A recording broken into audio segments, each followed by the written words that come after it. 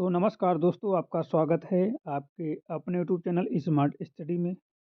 दोस्तों, जैसा आपको पता है कि कांस्टेबल का एग्ज़ाम चल रहा है, ठीक है? कांस्टेबल की परीक्षा चल रही है और आज की यानी कि आज है 30 दिसंबर।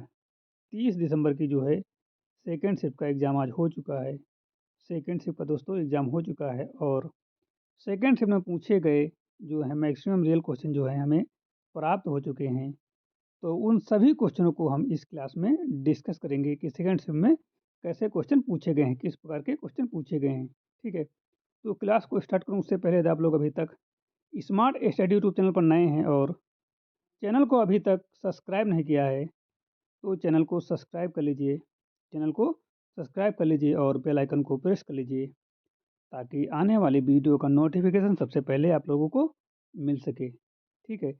जो लोग अभी तक स्मार्ट स्टडी के ऑफिशियल टेलीग्राम चैनल को ज्वाइन नहीं किए हैं, वो सभी लोग टेलीग्राम चैनल को ज्वाइन कर लीजिए। टेलीग्राम चैनल की लिंक जो है वो आपको डिस्क्रिप्शन बॉक्स में मिल जाएगी। लिंक पर क्लिक करके आप लोग टेलीग्राम चैनल को ज़रूर ज्वाइन करो और पेपर होने के बाद क्वेश्चन भी वहाँ ज़रूर शेयर करो। टेलीग्राम चैनल अभी नया है, ठीक है? तो उस पर मेंबर अभी कम है, तो मेंबर को इंक्रीज़ करिए और वहाँ पर जो है आपको पीडीएफ जो और नोट्स क्लास की प्रोवाइड कर दी जाएँगी, ठीक है? तो बिना टाइम वेस्ट किए आज की क्लास को हम स्टार्ट करते हैं और देखते हैं कि किस प्रकार के क्वेश्चन आज की सेकंड शिफ्ट में पूछे गए थे। पहला क्वेश्चन आ रहा है स्क्रीन पर। पहला क्वेश्चन पूछा गया था कि यूएनडीपी के अनुसार भारत का मानव विकास सूचांक किस श्रेणी में है? यूएनडीपी के अनुसार भारत का मानव विकास सूचांक किस श्रेणी में है? According to UNDP India falls under which HDI category? Option है वेरी हाई, हाई या फिर मीडियम या फिर लो। ये 4 ऑप्शन दिए हुए थे। तो यूएनडीपी के अनुसार जो है भारत की जो है स्थिति कैसी है? मीडियम है, ठीक है? कैसी है? मीडियम है। यूएनडीपी हर वर्ष जो है मानव विकास रिपोर्ट जारी करता है और एचडीआई 3 संकेतों पर आधारित होता है। कितने संकेतों पर? 3 संकेतों पर ये आधारित होता है। पहला शिक्षा, दूसरा स्वास्थ्य और तीसरा आय शामिल हैं। कौन-कौन से? शिक्षा, स्वास्थ्य और आय शामिल हैं, ठीक है? और भारत मध्यम श्रेणी में आता है। किसमें आता है? मध्यम श्रेणी यानी कि मीडियम श्रेणी में आता है और जीवन प्रत्याशा में सुधार हुआ है। शिक्षा सूचांक बढ़ा क्या? शिक्षा सूचांक जो है बढ़ा है और प्रति व्यक्ति आय में जो है वृद्धि हुई है। क्या हुई है? प्रति व्यक्ति आय में वृद्धि भी हुई है और सामाजिक असमानता अभी चुनौती है, ठीक है?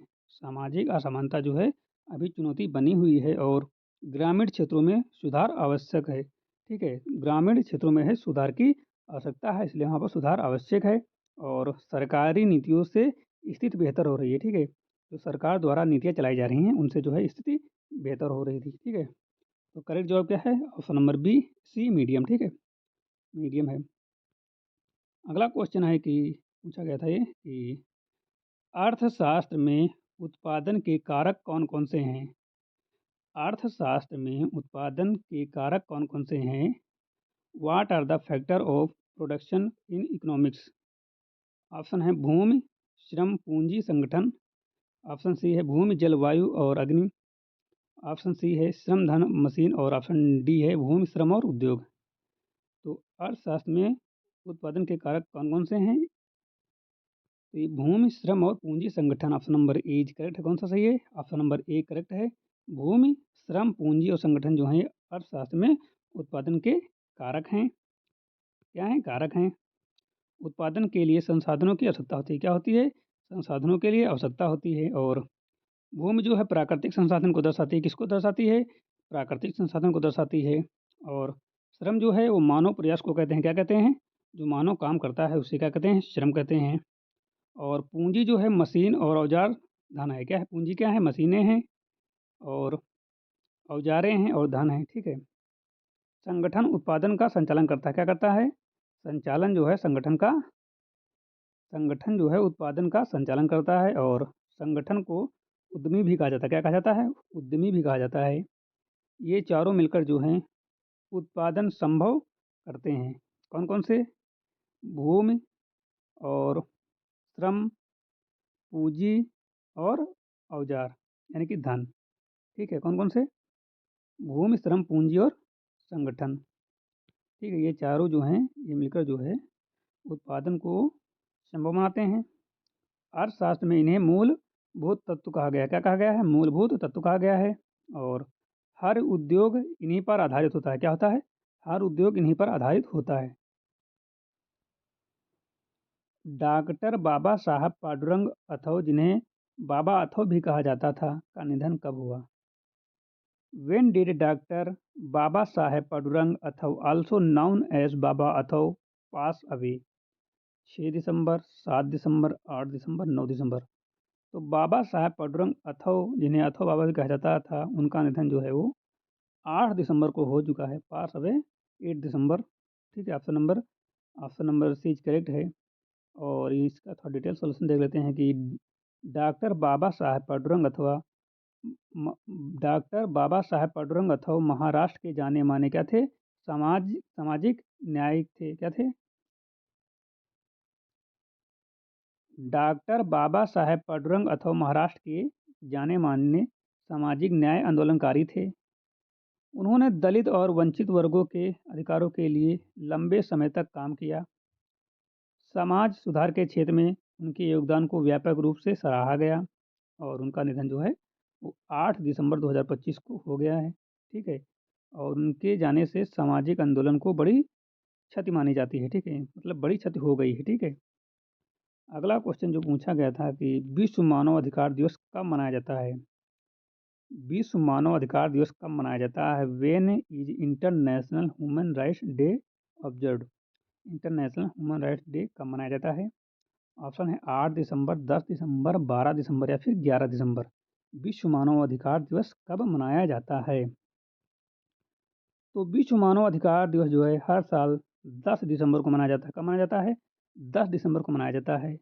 इस दिन जो है 1948 में, कब? 1948 में जो है संयुक्त राष्ट्र महासभा ने मानव अधिकार की मानव अधिकार की क्या किया था? मानव अधिकारों की सार्वभौमिक घोषणा की थी। क्या की थी? मानव अधिकारों की सार्वभौमिक घोषणा की थी। और इस दिन का उद्देश्य जो है लोगों को उनके मूल अधिकारों के प्रति जागरूक करना। क्या करना है? जागरूक करना है। और भारत पूरी दुनिया में यह दिवस भारत समेत जो है पूरी दुनिया में यह दिवस मनाया जाता है। ठीक है, अगला क्वेश्चन जो पूछा गया था तो इसका करेक्ट जवाब कौन सा है? इसका करेक्ट जवाब है option number B is correct है, 10 दिसंबर को। ठीक है, अगला क्वेश्चन जो पूछा गया था कि 2025 में भारत के कैबिनेट सचिव कौन थे? Who was the cabinet secretary of India in 2025? तो 2025 में जो है भारत के कैबिनेट सचिव थे वो थे Rajiv Gauba. Option number A is correct है, राजीव गौबा थे। कैबिनेट सचिव भारत का सर्वोच्च नौकरशाह होता है। क्या होता है? भारत का सर्वोच्च नौकरशाह होता है। और यह पद जो है कैबिनेट सचिवालय से जुड़ा है। किससे जुड़ा है? कैबिनेट सचिवालय से जुड़ा है। 2025 में राजीव गौबा इस पद पर रहे थे और वे आईएएस अधिकारी हैं। नीति समन्वय में अहम भूमिका निभाते हैं और मंत्रिमंडल बैठकों का संचालन करते हैं और प्रशासनिक निरंतरता जो है बनाए रखते हैं। ठीक है, और सभी सचिवों के प्रमुख होते हैं केंद्र सरकार के शीर्ष अधिकारी शामिल होते हैं। ठीक है, तो सही जवाब है ऑप्शन नंबर ए करेक्ट है। एशिया के पहले सांस्कृतिक साक्षी पक्षी अभ्यारण्य को कहाँ पुनर्जीवित किया गया? Where was Asia first cultural partner bird century received? एशिया के पहले सांस्कृतिक पक्षी साक्षी अभ्यारण्य को जो है वो माजुली में जो है पुनर्जीवित किया गया है। ऑप्शन नंबर सी करेक्ट है। एशिया का पहला सांस्कृतिक साक्षी पक्षी अभ्यारण्य असम के माजुली में स्थित है। माजुली दुनिया का सबसे बड़ा द्वीप भी है।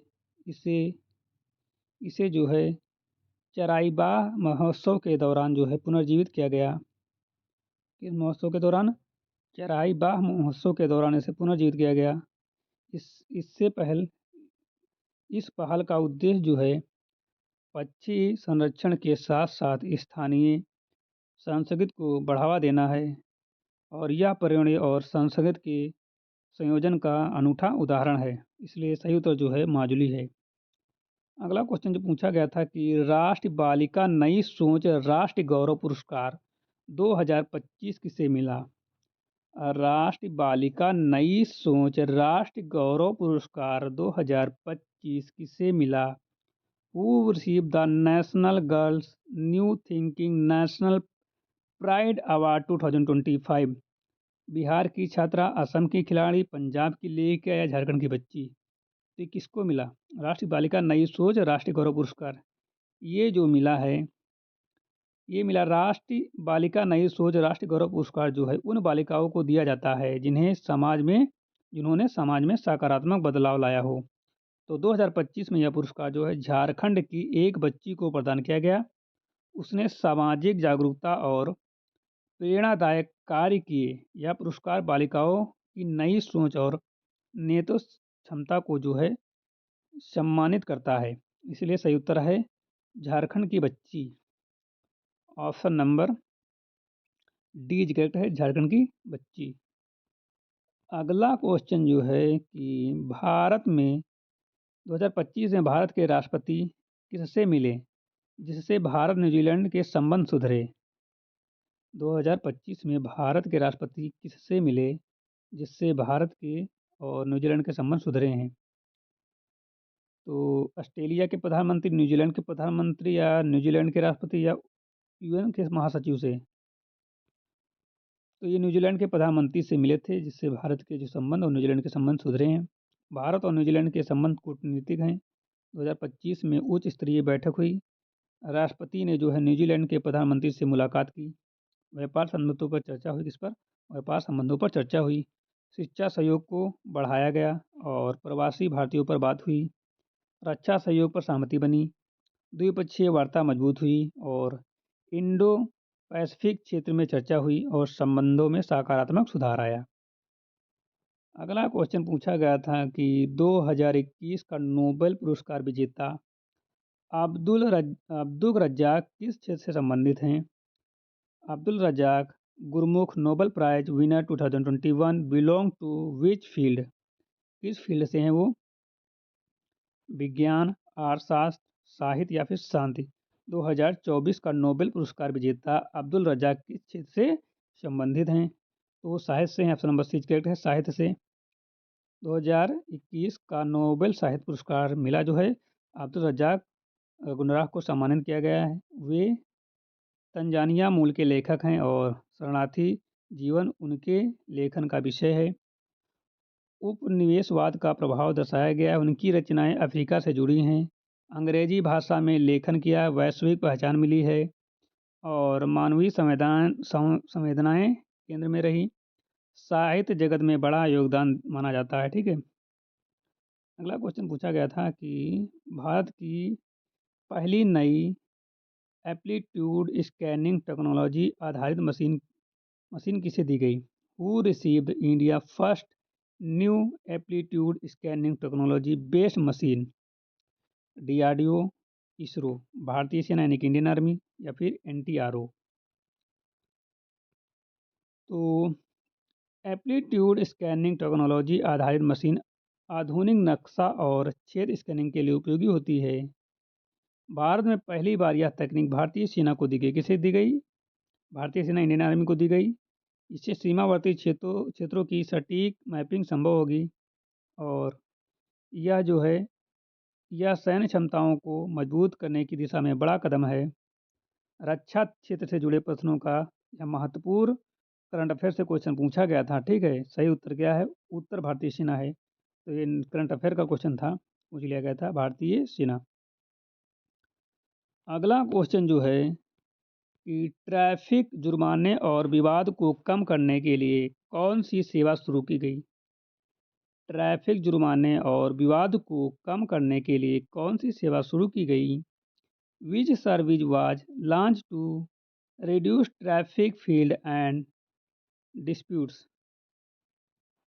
तो जो है पार्क पार्क रवा यानी कि PARKRAVA एक डिजिटल सेवा है जिसे ट्रैफिक और पार्किंग से जुड़े विवादों को कम करने के लिए शुरू किया गया है। इसके माध्यम से चालान, पार्किंग शुल्क और शिकायत का जो है समाधान आसान हो जाता है।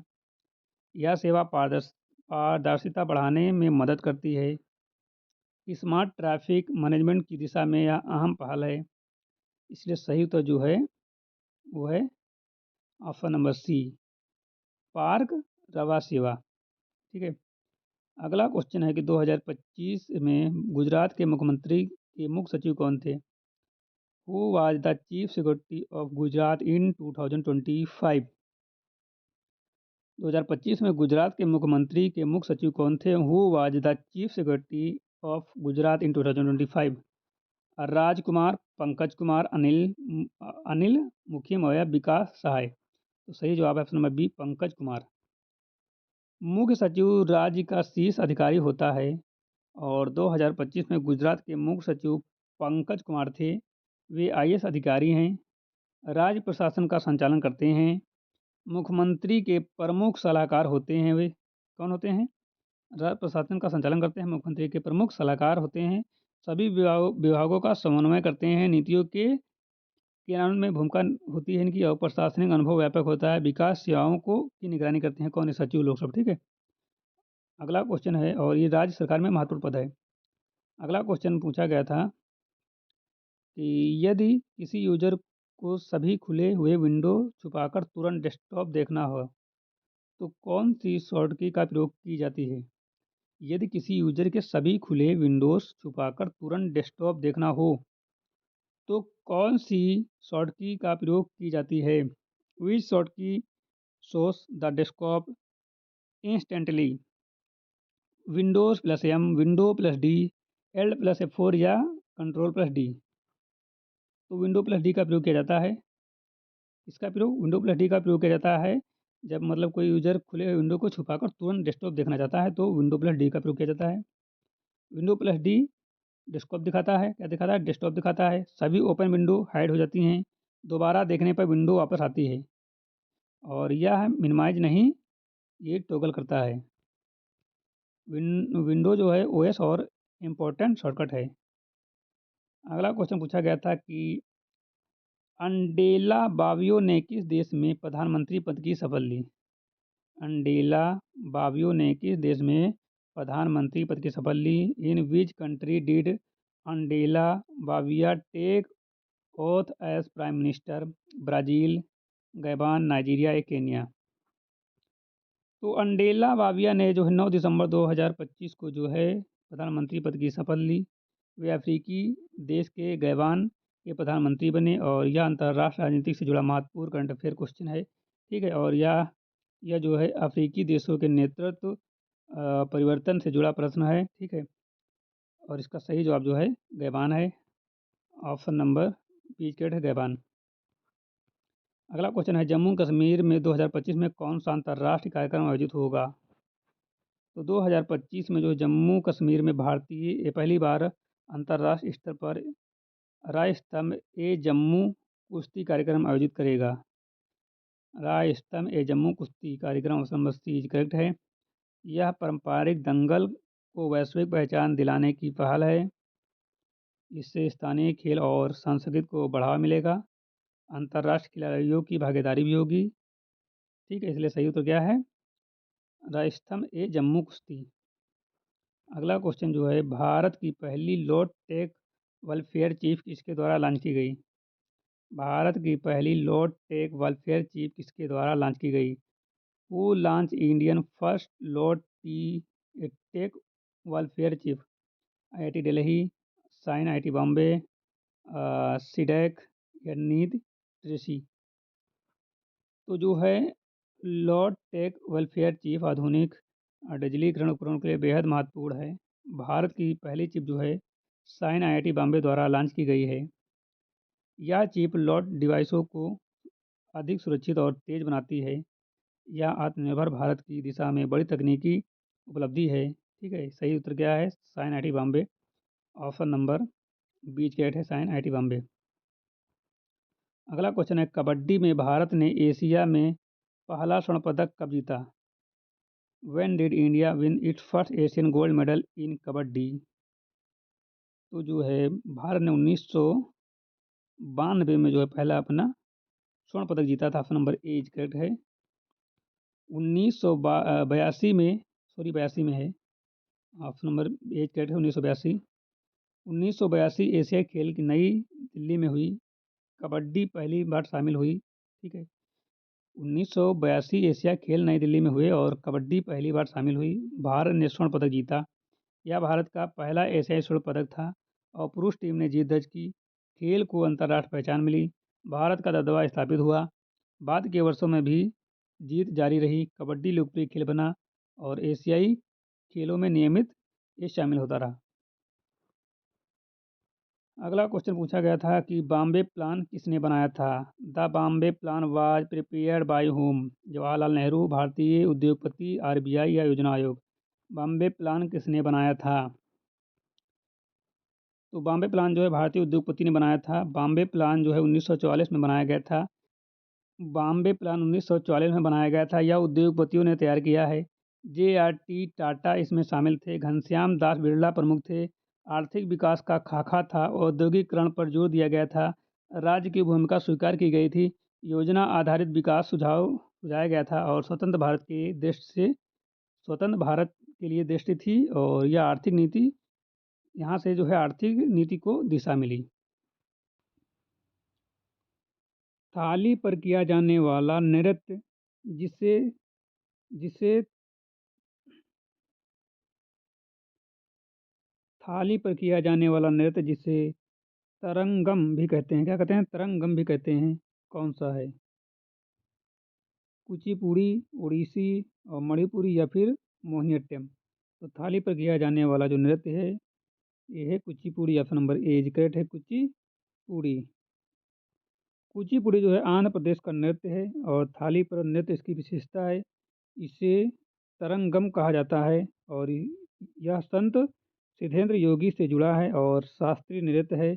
नृत्य और अभिनय साथ होते हैं और कथात्मक शैली है। धार्मिक विषय होते हैं और संतुलन कौशल दिखाता है और मंच मंच पर प्रभावशाली होता है। ठीक है, अगला क्वेश्चन है कि 2025 में ग्रामीण जल विकास योजना के तहत 5 दिवसीय कार्यक्रम किस मंत्रालय ने रखा?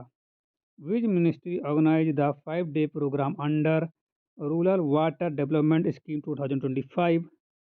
कृषि मंत्रालय, जल शक्ति मंत्रालय, ग्रामीण विकास मंत्रालय या फिर पर्यावरण मंत्रालय? तो जल शक्ति मंत्रालय द्वारा किया गया है।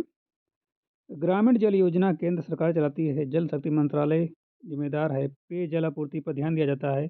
5 दिवसीय कार्यक्रम जागरूकता हेतु था। जल संरक्षण पर जोर दिया गया था। ग्राम स्तर पर प्रशिक्षण हुआ और जल जीवन मिशन से जुड़ा है। स्वच्छ जल लक्ष्य रखा गया है और स्थायी जल प्रबंधन सिखाया गया है। ग्रामीण विकास को बढ़ावा मिला है इससे। ठीक है, अगला क्वेश्चन है मैत्री सेतु त्रिपुरा को किस देश से जोड़ता है? मैत्री सेतु त्रिपुरा को किस देश से जोड़ता है? Maitri Setu connect Tripura with which country? Nepal, Bhutan, Myanmar, Bangladesh. तो मैत्री सेतु जो है वो बांग्लादेश को जोड़ता है। नंबर डी के बांग्लादेश से जोड़ता है। मैत्री सेतु जो है भारत और बांग्लादेश को जोड़ता है। यह त्रिपुरा में स्थित है। फेनी नदी पर बना है। व्यापार को बढ़ावा देता है। पूर्वोत्तर को समुद्री मार्ग मिला है और कनेक्टिविटी मजबूत हुई है। द्विपक्षीय संबंध सुधरे हैं। रणनीतिक महत्व रखता है ये और परिवहन जगत कम हुई है। क्या हुई है? परिवहन लागत कम हुई है और क्षेत्रीय विकास को गति मिली है। ठीक, किसको गति मिली है? क्षेत्रीय विकास को गति मिली है। ठीक है, दुर्गा भाभी का प्रभाव किन क्रांतिकारियों पर पड़ा? दुर्गा भाभी का प्रभाव किन क्रांतिकारियों पर पड़ा? सुभाष चंद्र बोस, भगत सिंह। तो दुर्गा भाभी का प्रभाव जो है भगत सिंह पर पड़ा। ऑप्शन नंबर बीच के भगत सिंह पर। दुर्गा भाभी क्रांतिकारी थी। उनका असली नाम दुर्गावती था। वे भगत सिंह से जुड़ी थी और भूमिगत कार्यों में मदद की। लाहौर कांड के बाद सहायता की। क्रांतिकारी नेटवर्क मजबूत किया और साहसिक भूमिका निभाई। ब्रिटिश शासन के खिलाफ सक्रिय रही और महिला क्रांतिकारी में प्रमुख थी। स्वतंत्रता संग्राम में योगदान दिया। अगला क्वेश्चन है कि पशु कल्याण कार्य के लिए किस श्रेणी को वैश्विक मानवीय पुरस्कार मिला? तो ये जो मिला था वैश्विक मानवीय पुरस्कार उन कार्यों को दिया जाता है जो समाज और जीवों के लिए उपयोगी हो। सड़क पर रहने वाले पशुओं की देखभाल के लिए किए गए प्रयासों के लिए सम्मान दिया जाता है। यह पशु कल्याण के क्षेत्र में मानवीय स्वदेश संवेदना को दर्शाता है। इस श्रेणी ने अंतर्राष्ट्रीय स्तर पर पहचान बनाई। इसलिए सही उत्तर जो है पशु देखभाल। क्या है? पशु देखभाल, यानी कि सड़क पशु देखभाल। Option number C is correct है। अगला क्वेश्चन जो पूछा गया था कि तमिलनाडु का कौन सा नृत्य बुराई पर अच्छाई की जीत और दीपावली से जुड़ा है। तमिलनाडु का कौन सा नृत्य बुराई पर अच्छाई की जीत और दीपावली से जुड़ा है। तो ये जो है क्यूथू जो है option number D is correct है। क्यूथू कूथू कूथू लोक नृत्य है। यह तमिलनाडु में प्रचलित है, धार्मिक कथाओं पर आधारित होता है, बुराई पर अच्छाई की जीत दर्शाता है, दीपावली जैसे पर्वों पर किया जाता है, संवाद और अभिनय अभिनय प्रमुख होते हैं, लोक कृत्य से जुड़ा है, सामाजिक संदेश देता है और खुले मंच पर होता है, प्राचीन परंपरा का हिस्सा है। अगला क्वेश्चन पूछा गया था चेहरे के प्रभाव से किया जाने वाला नृत्य कौन सा है। चेहरे के प्रभाव से किया जाने वाला नृत्य कौन सा है। तो ये है कथकली। कथकली केरल का शास्त्रीय नृत्य है। ठीक है। अगला क्वेश्चन है यदि किसी यूजर ने कोई काम अंडू किया है, उसे दोबारा वही काम करना है तो कौन सी शॉर्टकी का प्रयोग किया जाएगा। तो इसके लिए कंट्रोल प्लस वाई का प्रयोग किया जाता है। ऑप्शन नंबर बीच के control plus Y. Control plus Y का को रेडो कहते हैं या अंडू की प्रक्रिया को दोहराता है। एडिटिंग के समय बहुत सहायक है और मल्टीपल रेडो संभव होता है। कंट्रोल प्लस जेड इसका उल्टा है। ठीक, अंडू होता है। 1857 में भारत ने अन्न प्रणाली बंद कर किसे अपनाया। तो 1857 में भारत ने जो है मौद्रिक प्रणाली अपनाई। ऑप्शन नंबर सी करेक्ट है, मौद्रिक प्रणाली अपनाई है। स्वतंत्रता के बाद सुधार किए गए। 1957 में अन्न प्रणाली समाप्त हुई, वस्तु विनिमय का अंत हुआ, मौद्रिक प्रणाली अपनाई गई, नकद भुगतान शुरू हुआ, व्यापार सरल, बाजार और व्यवस्था मजबूत हुई, आर्थिक लेन देन आसान हुआ और आधुनिक अर्थव्यवस्था की ओर कदम था और विकास को गति मिली। ठीक है। तो ऑप्शन नंबर कौन सा सही है, मौद्रिक गति। ऑप्शन नंबर सी करेक्ट है। अगला क्वेश्चन है जब किसी यूजर को बिना किसी पुरानी फाइल को बदले नया डॉक्यूमेंट बनाना हो तो कौन सी शॉर्ट की का प्रयोग किया जाता है। Control plus O, control plus N, control plus S या कंट्रोल प्लस पी। तो इसके लिए जो है कंट्रोल प्लस एन का प्रयोग किया जाता है। ऑप्शन नंबर बीच करेक्ट है। कंट्रोल प्लस एन नया डॉक्यूमेंट या टैब बनाता है, पुरानी फाइल पर कोई असर नहीं पड़ता। वर्ड, एक्सेल और ब्राउजर सभी में काम करता है। यह टाइमिंग सेव शॉर्टकट है और ब्राउजर में नया टैब इसी में खुलता है। अगला क्वेश्चन है दक्षिण भारत की मंदिर शैली क्या कहलाती है। दक्षिण भारत की मंदिर शैली द्रविड़ कहलाती है। क्या कहलाती है, द्रविड़ कहलाती है। दक्षिण भारत में द्रविड़ शैली प्रचलित है। ऊंचे गोपुरम इसकी पहचान है, पत्थर से निर्माण होता है, चोल और पल्लव काल से जुड़ी है, तमिलनाडु में अधिक पाई जाती है, विस्तृत मंडप होते हैं, धार्मिक महत्व होता है और मूर्ति कला विकसित है और स्थापत्य कला उत्कृष्ट है और भारतीय संस्कृति का प्रतीक है। ठीक है। तो आज की क्लास यहीं पर समाप्त होती है। यदि आपको क्लास अच्छी लगी हो तो लाइक कर देना, चैनल पर नए तो सब्सक्राइब कर लीजिए, बेल आइकन को प्रेस कर लीजिए ताकि आने वाली वीडियो का नोटिफिकेशन सबसे पहले आप लोगों को मिल सके। जो लोग अभी तक स्मार्ट स्टडी के ऑफिशियल टेलीग्राम चैनल को ज्वाइन नहीं किए हैं तो वो लोग डिस्क्रिप्शन बॉक्स में लिंक पर क्लिक करके टेलीग्राम चैनल को जरूर ज्वाइन करें। ठीक है। टेलीग्राम चैनल पर जो है आपको जो है क्लास से रिलेटेड नोट्स और पीडीएफ प्रोवाइड कर दिए जाएंगे। ठीक है। तो मिलते हैं नई क्लास के साथ, तब तक के लिए जय हिंद।